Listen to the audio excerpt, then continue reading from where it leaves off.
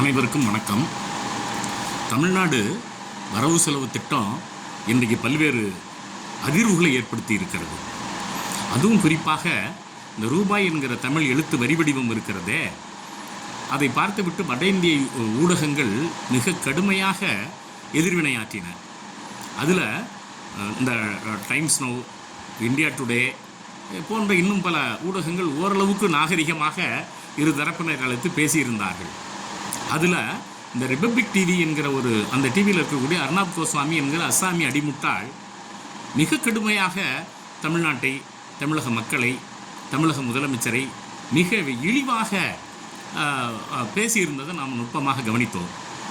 இப்படியே அனுமதித்தால் இவர்கள் தனியான நாடு கேட்பார்கள், தனியாக இராணுவத்தை அமைப்பார்கள், தனியாக பணம் அச்சிடுவார்கள் என்றெல்லாம் தனக்கு ஏற்பட்ட கற்பனையை இந்த அர்னாப் கோஸ்வாமி வெளியிட்டதை நாம் பார்த்தோம்.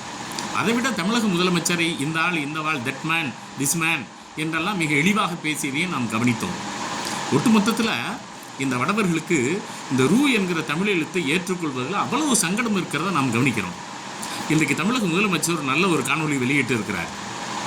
நாம் இருமொழி கொள்கையில் உறுதியாக இருக்கிறோம், தமிழ் தான் இங்கே, ஆங்கிலம் தான், இந்த ரெண்டும் தான், அதற்காக நாங்கள் இந்த தேவநாயகி அந்த குறியீட்டை அப்புறப்படுத்தி இருக்கிறோம் என்று கூறியிருக்கிறார்.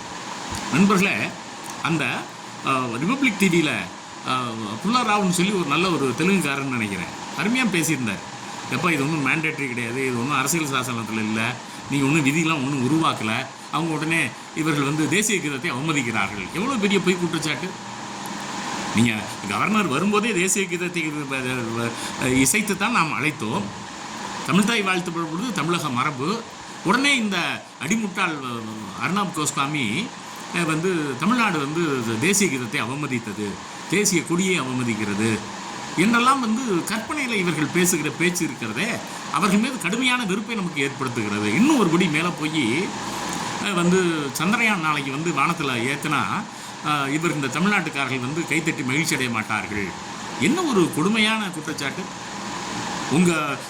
இதற்கு முன்னாடி 3-4 பேர் தமிழ்நாட்டை சார்ந்தவர்கள் தானே அந்த விண்வெளி ஆராய்ச்சி நிலையத்திலேயே செயல்பட்டவர்கள், சந்திரயானை அனுப்பியவர்களே தமிழ்நாட்டுக்காரர்கள் தானே. இவர்கள் இந்தியானா மகிழ மாட்டார்கள். ஒரு கிரிக்கெட் நடத்தினால் கூட இவர்கள் இந்தியா வெற்றி பெற்றால் அவர்கள் மகிழ்ச்சி அடைய மாட்டார்கள். என்ன ஒரு கேனத்தனமான, கிறுக்குத்தனமான, வெறுப்புத்தனமான பேச்சு! இந்த அர்னாப் கோஸ்வாமி என்கிற அஸ்ஸாமி அடிமுட்டாள் எவ்வளவு ஒரு மடையனாக இருக்கிறான் என்பதை அந்த பேச்சில் நாம் தொடக்கத்திலேருந்து இறுதி வரையிலும் கவனிக்க முடிகிறது நண்பர்களே. அது அங்கே யூடியூப் வலைத்தளத்தில் இருக்கிறது, அந்த ரிபப்ளிக் டிவி அந்த விவாதம் என்பது. அதனால் அவர்கள் எந்த அளவுக்கு தமிழர்கள் மீது வெறுப்பை கக்க முடியுமோ அந்த அளவு வெறுப்பை கக்குகிறார்கள். இவர்கள் பிரிவினைவாதிகள் என்றெல்லாம் பேசுவது. எப்படி அந்த தர்மேந்திர பிரதான் 1969 அந்த ஆள் பிறந்திருக்கார். அதற்கு முன்னால் இந்தி போராட்டங்கள் பலவற்றை அவர்கள் முன்னோர்களை கேட்டு தெரிந்து கொள்வது நல்லது. உடனே அங்கே கலந்து கொண்டிருக்கவர்களை பார்த்து இந்தியா நேஷன், நான் இந்தியன்னு சொல்கிறவங்க யாருன்னு ஒரு சிறுபிள்ளைத்தனமான ஒரு கேள்வியை எழுப்புகிறார். அர்னாப் கோஸ்வாமி அவர்களே, நேஷன் என்பது வேறு, கண்ட்ரி என்பது வேறு. நேஷனுக்கும் கண்ட்ரிக்குமே உனக்கு வித்தியாசம் தெரியல. தந்தை பெரியார் 1920 அதை எழுதியிருக்கார், 30 அதை எழுதியிருக்கார். நேஷனுங்கிறது தேசிய இனம், கண்ட்ரிங்கிறது நாடு. இந்தியா ஒரு நாடு, ஆனால் இந்தியா ஒரு நேஷன் இல்லை. இந்தியாவில் தமிழ் அப்படிங்கிற இந்த நேஷனலிசம் பேசுகிற தமிழர்கள் இருக்கிறார்கள், மலையாளிகள் இருக்கிறார்கள், கன்னடர்கள் இருக்கிறார்கள், பெங்காலிகள் இருக்கிறார்கள், காஷ்மீரிகள் இருக்கிறார்கள், பஞ்சாபிகள் இருக்கிறார்கள். பல நூறு நேஷனலிசம் சேர்ந்தது தான் இந்தியா என்ற நாடு. நாட்டுக்கும் தேசிய இனத்துக்கும் வேறுபாடு தெரியாமல் போய் அந்த ரிபப்ளிக் தொலைக்காட்சியில் உட்கார்ந்துருக்கிற அந்த அர்னாப் கோஸ்வாமி அங்கே உட்கார்ந்துருக்கவங்களெல்லாம் கை தூக்குங்கன்னு சொல்கிறது. அதில் 4 பேர் கை தூக்கல, உடனே இவர்களால் இன துரோகிகள். என்ன ஒரு மடத்தனமான அணுகுமுறை! அருமையாக விடுதலை சிறுத்தை சார்பாக சித்தார்த்தன் அந்த அதில் நல்லா பேசினார். பாவனான்னு ஒரு அம்மா ரொம்ப அற்புதமாக கேட்டாங்க. இன்னும் சொல்லப்போனால் அந்த புல்லாராவ் ஒரு வார்த்தை கூடவே சொன்னார், நீங்கள் வேணால் அரசியல் சாசனத்தில் இதை தேசிய சின்னம்னு கொண்டு அதை பயன்படுத்தணும்னு சொல்லுங்கள், பயன்படுத்திட்டு போகிறாங்க. இத்தனைக்கும் நம்முடைய வரலாறு சொல்ல அறிக்கையினுடைய ஆங்கிலத்தில் அந்த குறியீடு இருக்கிறது. இதில் தந்தை கொண்டு வந்தார், உடனே மகன் அதை நீக்குகிறார். என்ன பேச்சு இது, பேட்டல் இது! அவர் உதயகுமார் தமிழ்நாட்டுக்காரர், திமுககாரர், எம்எல்ஏவுடைய பையன். இதையே கிட்டத்தட்ட ஒரு 5 ஊடகங்களில் நான் பார்க்குறேன். கருணாநிதியை விட, கலைஞர் கருணாநிதியை விட, ஸ்டாலினை விட, தர்மலிங்கம் எம்எல்ஏவை விட, உதயகுமாரை விட, அவர் உருவாக்கிய சின்னத்தை விட தமிழ் உயர்ந்தது, தமிழ் எழுத்துக்கள் உயர்ந்தன, தமிழ் வரிபடிவம் உயர்ந்தது. என்ன உங்கள் தேவநாயகி! தமிழ்நாட்டில் கிட்டத்தட்ட 2700 வருஷமாக இங்கே சமஸ்கிருதம் எழுதப்பட்டது, தேவநாகரியில் எழுதப்பட்டது, கிரந்தத்தில் எழுதப்பட்டது. நீங்கள் பல கல்லூரிகளில் சென்னை பல்கலைக்கழகத்தில் பாடமாக இருந்தப்போ கிரந்தத்தில் தான் சான்ஸ்கிரிட்டை சொல்லி கொடுத்தாங்க. கல்வெட்டுகளெல்லாம் கிரந்தத்தில் தான் இருந்தன. கும்பகோணம், திருவரங்கம் பகுதியில் கிரந்தத்தில் தான் சான்ஸ்கிரிட்டை நீங்கள் எழுதுனீங்க.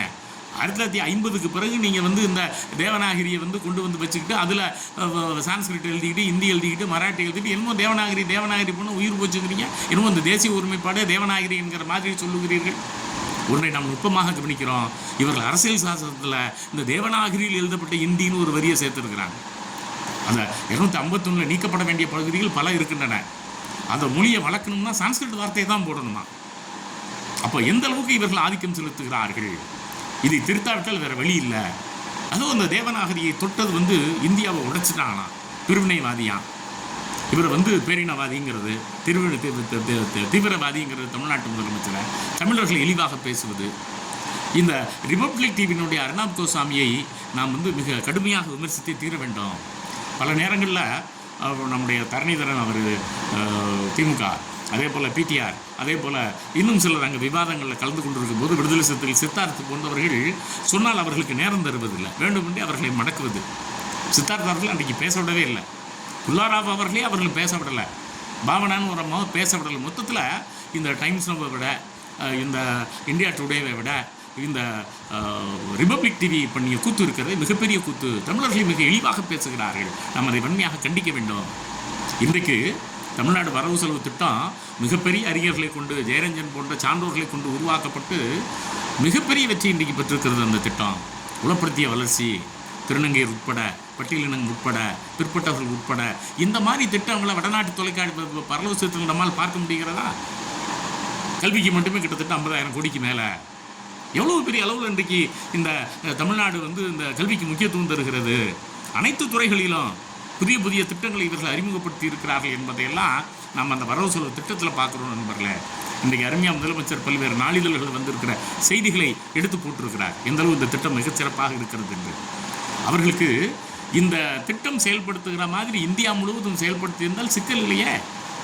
அதுவும் இந்த மதுவந்தின்னு சொல்லி ஒரு அம்மா அங்கே போய் உட்காந்துக்கிட்டு, எப்படி நீங்கள் மும்மொழியை ஏற்றுக்காமல் இருக்கலாம், எப்படி மும்மொழியாக இருக்கலாம், அதை போய் தமிழ்நாட்டு மக்கள்கிட்ட போய் கேளு. நம்ம திமுக அரசு என்ன செய்யும், அதிமுக அரசு அதை ஏற்றுக்கொள்ளுமா? இல்லை அப்படித்தான் இவர்கள் ஏற்றுக்கொண்டவர்கள் வந்தால் தமிழக மக்கள் அவர்கள் வெற்றி பெற வைப்பார்களா?